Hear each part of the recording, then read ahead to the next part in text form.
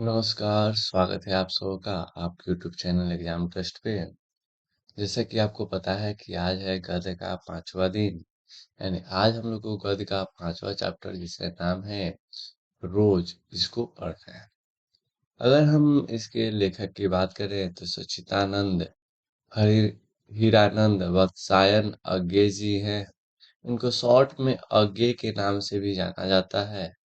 सच्चिदानंद हीरानंद वात्स्यायन जी को अज्ञे के रूप में भी जाना जाता है। याद रखना है, लेखक के बारे में अगर हम थोड़ा सा जानकारी प्राप्त करने की कोशिश करते हैं तो हम देख पाते हैं कि 7 मार्च 1911 को इनका जन्म हुआ था और निधन हुआ था 4 अप्रैल 1987 को।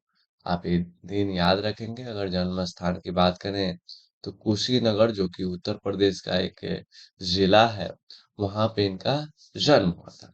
अगर माता का नाम के बारे में बात किया जाए तो वयंती देवी इनके माता का नाम था और पिताजी का नाम था डॉक्टर हीरानंद शास्त्री, जो कि प्रख्यात पुरातत्ववेता है रहे थे। यानी कहने का मतलब है कि पुरातत्ववेता उसे कहते हैं जो पुराने चीजों की खोज करने में अपना समय लगाते हैं, यानी जिनका प्रोफेशन होता है पुरानी चीजों को खोजना। अगर हम इनके शिक्षा के बारे में बात करें तो शिक्षा घर पे हुई थी। 1925 में पंजाब के विश्वविद्यालय से इन्होंने मैट्रिक की थी और 1927 में मद्रास क्रिश्चियन कॉलेज से इन्होंने इंटर की और 1929 में फोरमन कॉलेज लाहौर से इन्होंने बीए और एमए की थी, लाहौर से। ठीक है जी। चलो, अगर हम बात करते हैं इनकी भाषा शैली क्या कौन कौन सी भाषा का इनको ज्ञान था, तो इन्हें संस्कृत, अंग्रेजी, हिंदी तो आती ही थी, साथ ही साथ फारसी और तमिल भी इन्होंने सीख रखे थे। अगर अभिरुचियों के बारे में बात करें, इंटरेस्ट के बारे में बात करें तो बागवानी लगाना, पर्यटन करना यानी घूमना, फोटोग्राफी, हस्तकला यानी हाथों से कुछ बनाना, शिल्प कला, ये सब इनकी अभिरुचियां थी, इंटरेस्ट वाली बातें थी।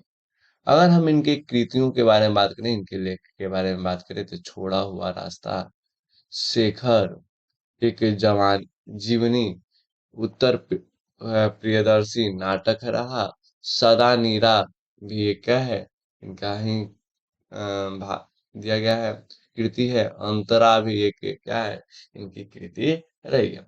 अगर इनके सम्मान के बारे में बात की जाए कि इनको कौन कौन से सम्मान प्राप्त हुए हैं, तो साहित्य अकादमी, ज्ञान भारतीय ज्ञानपीठ पुरस्कार भी इनको मिला है। रविन्द्रनाथ ठाकुर के गोरा जो है, जो उन्होंने गोरा लिखा था, गोरा एक काव्य था, उसका हिंदी अनुवाद इन्होंने अज्ञे जी ने ही किया है।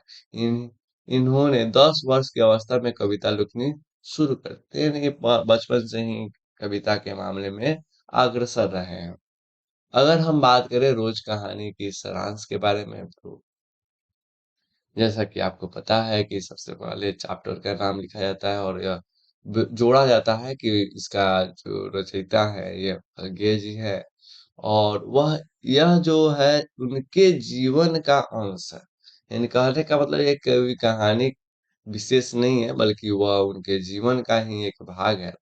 इसमें जो प्रमुख नायिका होती हैं, पात्र होती हैं, वह मालती होती हैं, जो लेखक की दूर की बहन होती हैं।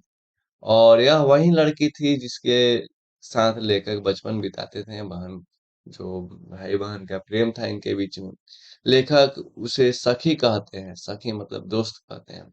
और जिसके भी साथ ही खेले हैं, लड़े झगड़ते हैं, पढ़े लिखे भी हैं, बहुत ही चंचल थी वह। कौन? ये मालती जो थी, बचपन में बहुत चलता था। मालती के विवाह के करीब 4 साल बाद लेखक उसे मिलने घर के जाते हैं, उनके घर जाते हैं। वहाँ लेखक मालती के घर का रंग-ढंग देखकर बहुत उदास होते हैं। कुछ वहाँ का जो भी वहाँ का स्थिति है, उसको देखकर वो उदास हो जाते हैं। क्यों उदास होते हैं, आगे हम लोग डिस्कस करेंगे ही।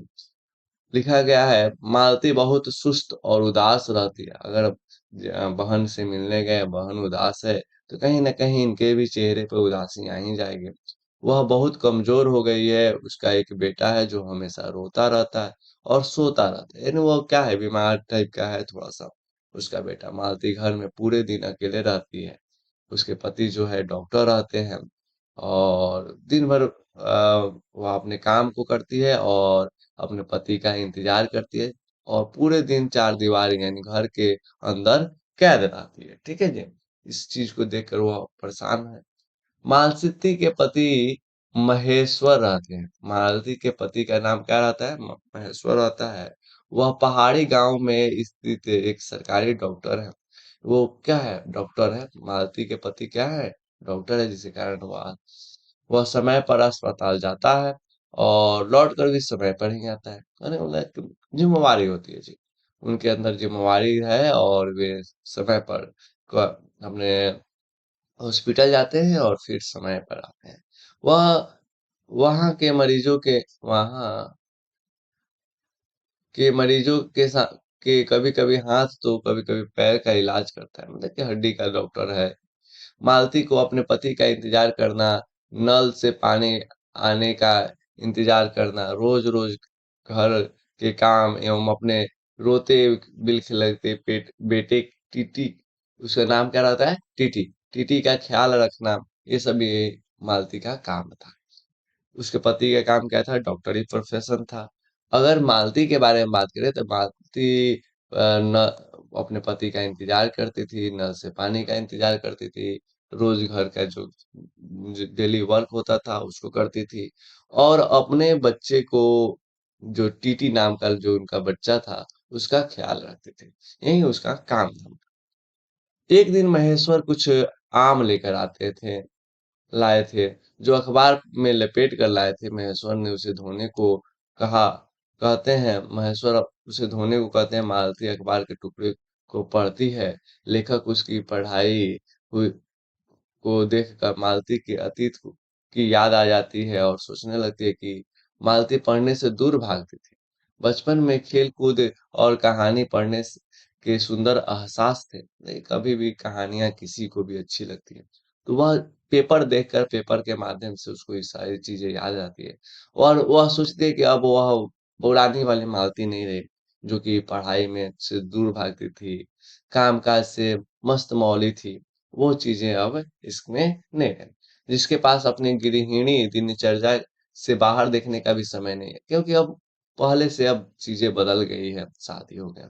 अतः इस कहानी से महिलाओं के प्रति ये लिखी गई कहानी है, जिसमें महिलाओं के सारे बहुत सारी महिलाएं हैं जो अपनी जिंदगी ऐसे ही बिताती हैं। इस इतना ही नहीं बल्कि इससे भी बदतर जिंदगी बिता रही हैं। यह घरेलू स्थिति है महिलाओं की। इसी के बारे में लेखक अगेश जी हमको अवगत कराते हैं कि हमें भी उनके कामों को ध्यान रखना चाहिए। उनको ये उनके एंटरटेनमेंट के भी साधन की व्यवस्था करनी चाहिए। हालांकि अब तो टीवी अभी ये सब आ ही गया है।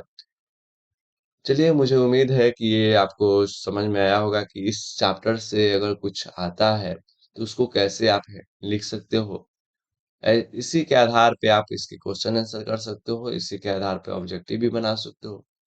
ठीक है? चलिए, फिर मिलते हैं अगले क्लास में।